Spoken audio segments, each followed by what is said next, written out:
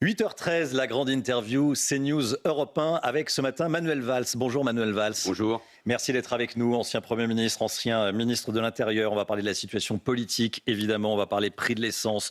On va parler de tous les sujets d'actualité. Je voulais qu'on commence évidemment par la guerre au Moyen-Orient.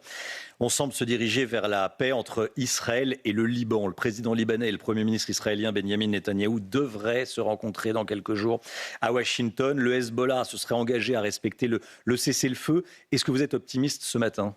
Je reste prudent, bien évidemment, parce qu'il y a déjà eu, notamment en 2024, des cessez-le-feu qui n'ont pas été respectés, plus particulièrement par le Hezbollah. Mais je constate qu'en effet, pour la première fois, il y a des discussions, une possibilité de discussion directe au plus haut niveau entre le Liban, qui n'a jamais reconnu Israël, qui de fait est officiellement depuis des décennies en guerre avec Israël, et les dirigeants israéliens. Donc c'est l'occasion, je l'espère, de trouver le chemin de la paix qui passe pour Israël, mais d'abord peut-être pour les Libanais, par le désarmement total et absolu du Hezbollah, qui a pris en otage depuis des décennies nos amis libanais. Mais on peut faire confiance au Hezbollah ? Non, on ne peut pas faire confiance avec le Hezbollah qui se serait engagé à respecter ce cessez-le-feu. Le Hezbollah, contrairement, y compris parfois à une doxa très française, n'est pas une organisation politique. C'est d'abord une organisation terroriste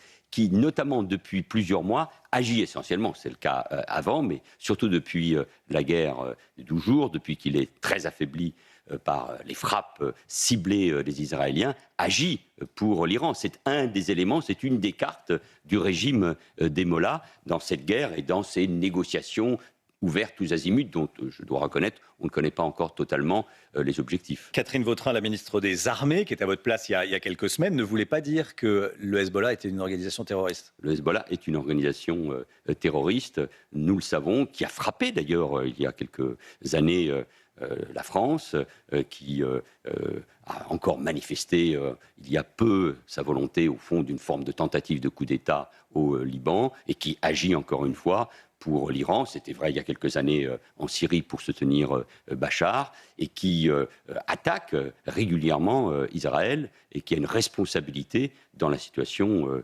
politique dans la région. Nous le savons et donc on ne peut pas le nier. Il faut sortir de cette idée. C'est le Hezbollah qui, ces dernières années, a provoqué cette situation, ces tensions, et qui prend en otage le Liban. Qui, à part l'armée israélienne, peut démilitariser, désarmer le Hezbollah ? Mais c'est une excellente question, parce que, au fond, la France le dit, il faut désarmer le Hezbollah. Mais désarmer, ça veut dire aller chercher des armes sur le terrain. Et oui, et donc nous savons aujourd'hui que l'armée libanaise, malgré la bonne volonté du président Aoun et du Premier ministre libanais, nous savons que l'armée libanaise ne peut pas le faire. Qui d'autre ? La FINUL, nous avons 700 hommes dans la FINUL, qui, ces dernières années, n'a cessé de regarder et pas d'agir le Hezbollah. Et ça n'est pas en plus la mission qui lui a été donnée par l'ONU.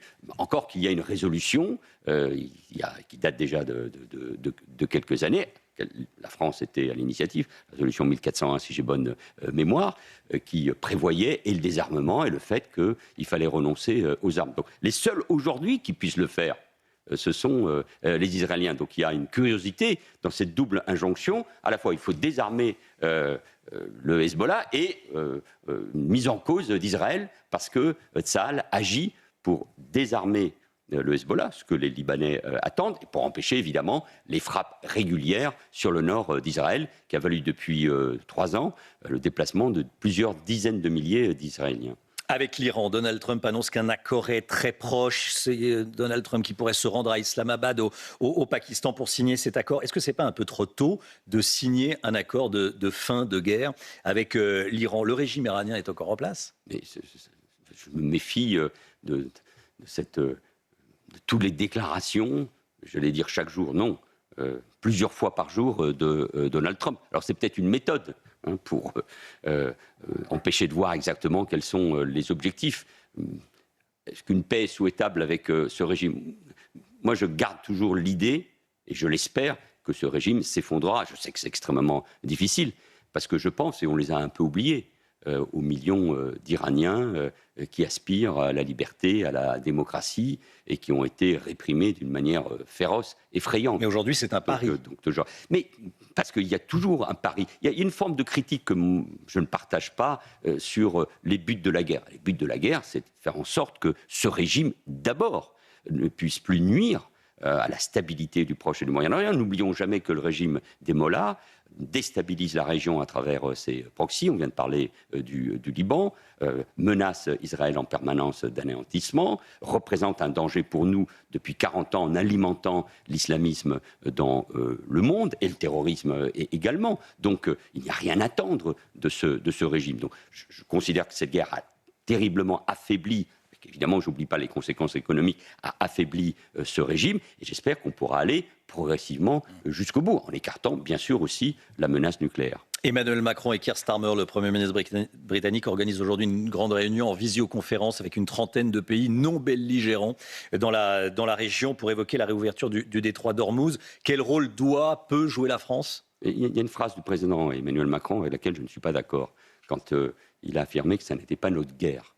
Je ne propose pas de participer directement à la guerre. Est-ce que nous avons les moyens ? Je ne sais pas, c'est difficile. Nous avons un rôle, la sécurisation, en effet, du détroit d'Ormuz, soutenir ce que nous faisons, nos alliés, plus particulièrement les Émirats. Mais oui, d'une manière ou d'une autre, c'est notre guerre, à cause de l'identité même de ce qu'est le régime des Mollahs. Et je constate que l'Europe et la France sont très loin de pouvoir agir, de peser dans ce conflit. Et je constate par exemple que la France, du fait de son attitude vis-à-vis d'Israël, un discours très radical de critique permanente, de boycott, y compris des armements israéliens dans un certain nombre de salons, n'est pas à la table des discussions à Washington avec les Israéliens et avec les Libanais. Et d'une certaine manière, c'est très triste, vu les liens que nous avons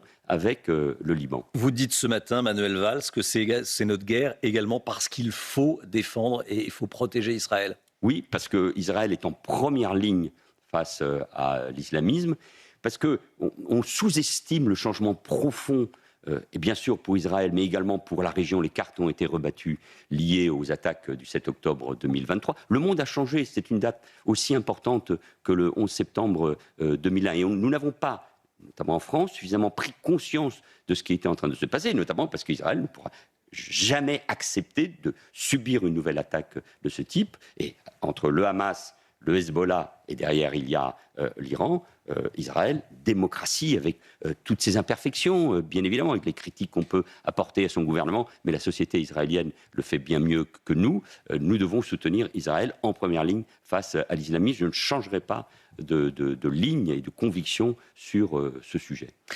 Manuel Valls, avec nous ce matin pour la grande interview CNews Europe 1. Je voulais vous entendre sur le carburant, Manuel Valls. Le gouvernement n'a pas décidé de mesures généreuses avec tous les automobilistes, il n'y a plus d'argent.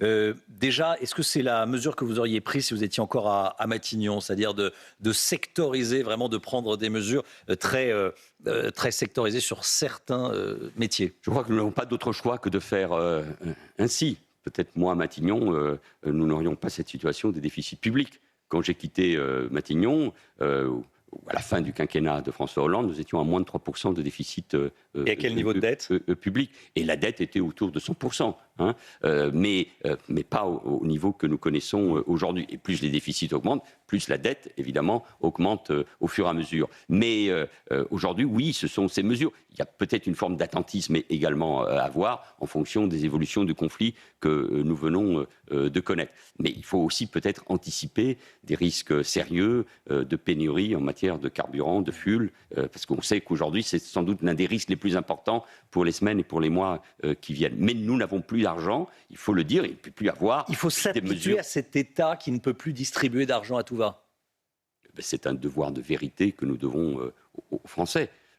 Je ne sais pas si c'est une question d'habitude, mais ça veut dire qu'à l'occasion du grand rendez-vous de 2027, il faudra dire aux Français comment on réduit les déficits et la dette, où sont les priorités à partir du moment où nous nous sommes engagés, et je l'approuve, à augmenter massivement les budgets de la défense, parce que je n'oublie pas la guerre en Ukraine, parce que je n'oublie pas les nouveaux dangers qui sont face à nous, parce qu'il nous faut, au niveau européen comme au niveau français, nous réarmer, parce qu'en matière de sécurité et de justice, il faut maintenir un niveau très important d'investissement, et sans doute faut-il aller plus loin. Donc ça veut dire qu'il faut faire des économies ailleurs, et ça veut dire aussi qu'il faut dire aux Français qu'il faudra des réformes importantes, notamment de notre protection sociale, de la santé et bien sûr des retraites. Tout autre discours, c'est un mensonge. Alors justement, devoir de vérité auprès des Français. Selon le président de l'INSEE, 56% des Français reçoivent plus d'argent de l'État qu'ils n'en versent. Voilà, bon. 56% des Français sont bénéficiaires. Voilà, c'est-à-dire que versent moins d'argent à l'État qu'ils n'en perçoivent. Ça veut dire que 56% des Français ont, s'ils ne pensent qu'à eux, on va dire, s'ils ne pensent pas à l'intérêt général, qu'ils pensent qu'à leur petite personne, ce qui peut arriver, voilà, ont intérêt à ce que ça ne change pas. Donc, qu'est-ce qui va faire qu'en 2027, ça change ? Eh bien, c'est le discours de vérité, c'est le débat de l'élection présidentielle. Si l'élection présidentielle n'aborde pas ces questions, si les candidats ne demandent pas aux Français, ce qui n'a pas été le cas, notamment en 2022. Et ceux qui disent la vérité, généralement, sont vous avez raison, côté. mais c'est une véritable contradiction. C'est-à-dire que si on dit la vérité, on est en grande difficulté face aux électeurs. Et si on ne dit pas cette vérité, quel que soit le président de la République élu, quelle que soit la majorité, au bout de quelques mois, la réalité va s'inviter. C'est-à-dire notre système de retraite est dans une situation tout à fait insupportable. On ne peut pas continuer avec des déficits. Et si les candidats à l'élection présidentielle promettent tout sans rappeler quels sont les moyens nécessaires pour atteindre ces objectifs, nous n'y arriverons pas. Donc, je prône un devoir de vérité. Ce n'est pas uniquement des sangs et des larmes, mais de dire que, par exemple, pour réformer notre système de retraite, dans un monde où il faut travailler davantage, produire davantage, parce qu'on vit aussi beaucoup plus longtemps, il faut un système de retraite toujours juste. Je pense aux carrières longues, je pense aux ouvriers qui vivent 8 à 9 ans de moins que les cadres. Donc il faut évidemment de la justice sociale, mais il faut un système de retraite où on va travailler davantage, peut-être par points.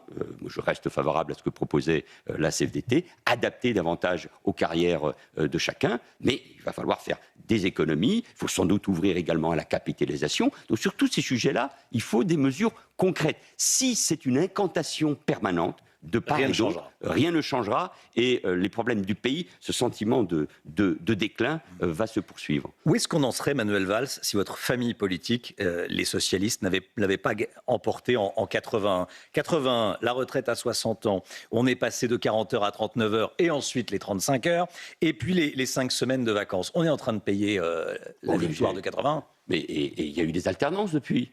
Et la droite a-t-elle remis en cause ces éléments ? Sur les retraites, nous avons évolué. Quand nous avons gouverné avec François Hollande, il y a eu la réforme. Quand il y a eu Jospin, on est passé aux 35 heures. Oui, mais sur les 35 heures. D'abord, c'était à la fin du mais qu'est-ce que ça dit de notre rapport au travail ?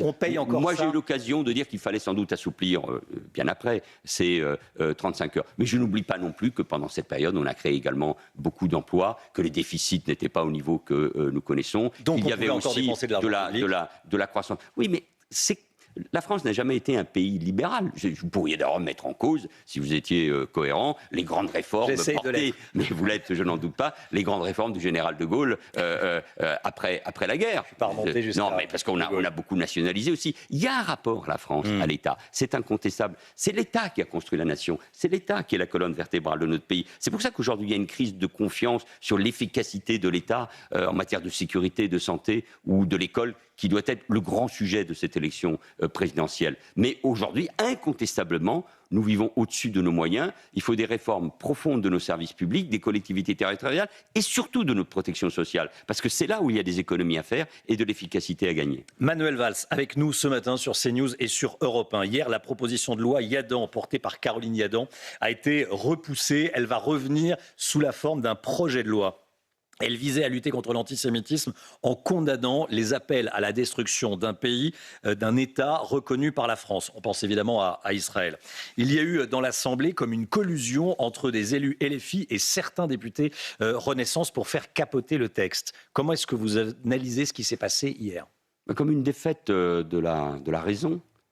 de ce que je crois être la France quand il s'agit de lutter contre l'antisémitisme et ses nouvelles formes, c'est-à-dire l'anti-sionisme. Caroline Yadan est très courageuse. Elle a été attaquée d'une manière monstrueuse au cours de ces dernières semaines. Moi, je peux comprendre qu'il y a un débat sur la nature de ce texte. D'ailleurs, il y a des avocats, des juristes qui ne sont pas d'accord sur la finalité. Moi, je soutenais cette proposition. Mais ce qu'a révélé ce débat, c'est les attaques massives contre Caroline Yadan, contre sa proposition, et sur, au fond, la puissance du mensonge. Les 600 000 personnes qui ont signé une pétition contre cette loi ont signé un texte qui dit des mensonges sur le fait que la proposition de loi interdirait de critiquer, par exemple, Israël. Non. Le texte interdit, vous venez de le rappeler, ou enfin rappelle qu'on ne peut pas appeler à la destruction d'un État, il ne peut pas y avoir d'apologie du terrorisme. Le texte permet de critiquer la politique d'un gouvernement, mais pas d'appeler à la destruction d'un État. C'est clair. Et c'est là où il y a une forme d'échec, mais j'espère que donc il y a des tartuffes qui se cachent derrière la défense de la liberté et qui cachent en fait leur antisémitisme comme ça. Cela m'a rappelé quand j'ai décidé d'interdire les spectacles de Dieudonné fin 2013, tous les grands éditoriaux sur le thème et la liberté d'expression. Non, c'était des meetings antisémites. Et l'antisionisme aujourd'hui, le palestinisme, le fait qu'on brandisse des drapeaux palestiniens, ça permet de réunir toute une série de gens autour de l'idée de l'antisionisme, qui, comme le rappelait le grand philosophe Vladimir Yankelevitch en 1967, c'est la forme démocratique et bien élevée d'être antisémite. Je veux vous dire, Romain Desarmes, je suis indigné de ce débat, et notamment en effet des silences, que le MoDem se soit opposé à cette loi, que le groupe socialiste, à part François Hollande et Jérôme Guedj, ait décidé de voter contre, au nom de l'idée qu'il faut rassembler tout le monde contre l'antisémitisme. Enfin, on ne rassemble pas avec un parti antisémite, LFI. Donc oui, je vois la capacité encore de LFI, non seulement à obstruer, faire de l'obstruction pour le débat, mais essayer d'imposer ces thèmes. L'antisémitisme aujourd'hui est plus à gauche qu'à droite ? Et plus à l'extrême gauche. À l'extrême gauche. Moi, je n'oublie pas qu'il y a toujours des antisémites au Rassemblement national. Je n'oublie pas que dans la société française, d'une manière générale, qu'est-ce qui vous fait dire ça aujourd'hui ? Il y a les bien forts. Non, mais c'est un réflexe, parce que qu'est-ce qu'il y a comme déclaration chez des élus RN qui vous fait dire qu'aujourd'hui, chez des élus du Rassemblement national, aujourd'hui en 2026, il y a de l'antisémitisme au RN ? En 2024, on n'a pas arrêté de découvrir un certain nombre de propos de candidats du RN. Mais et je le dis depuis des années, c'est pour ça que j'avais évoqué les gauches irréconciliables. Certains candidats qui ont été évacués immédiatement, exclus immédiatement. Je le sais, mais il y a dans l'extrême droite française aussi toujours des groupes antisémites. Je pense par exemple à M. Chatillon, dont on connaissait les liens avec Marine Le Pen. Mais, et je le dis depuis des années, ce qui a changé profondément depuis sans doute 25 ans, c'est qu'il y a une partie de la gauche, l'extrême gauche, notamment, c'est commencé par le NPA, aujourd'hui LFI, qui a fait de la haine des Juifs et d'Israël un fonds de commerce électoral et qui a alimenté ses passions. Enfin, je sais que l'actualité va vite, mais enfin, il y a encore quelques semaines, Jean-Luc Mélenchon prononçait des propos, s'amusait avec des noms juifs pendant la campagne des élections municipales. On l'oublie, ça. C'est passé. On se retrouve avec LFI non seulement pour les alliances, mais pour empêcher l'adoption d'une proposition de loi comme celle que nous venons d'évoquer. Non, il y a ce matin, chez moi, une grande indignation, mais un soutien à ce texte. J'espère que le gouvernement va le reprendre, et un soutien à la fois affectueux et politique à Caroline Yadan. L'Espagne s'apprête à régulariser 500 000 migrants. Est-ce que ça vous inquiète ? Oui, ça m'inquiète évidemment pour l'Europe. Alors, chaque pays est souverain.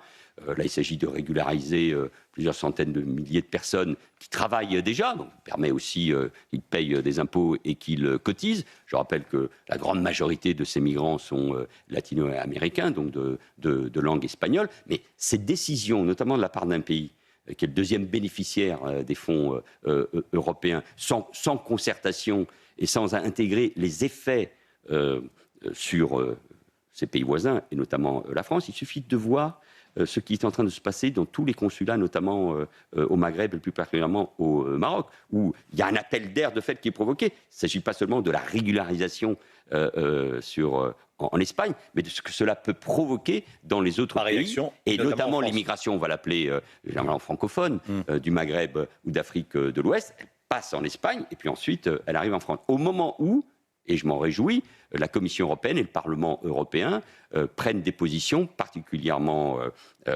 fortes, puissantes, pour lutter contre l'immigration Grâce à un texte de la droite. clandestine. Oui, mais moi j'ai toujours dit, vous le savez, que j'étais pour une immigration zéro, qu'il fallait changer nos objectifs en matière d'immigration, que la priorité c'était l'assimilation de ceux qui sont en France, des politiques de peuplement puissantes dans nos quartiers. Donc il faut ces changements. Moi je me retrouve proche des sociodémocrates danois, par exemple. Merci beaucoup Manuel Valls d'être venu ce matin sur le plateau de CNews et dans le studio d'Europe 1. Merci à vous, bonne journée, à bientôt. Merci.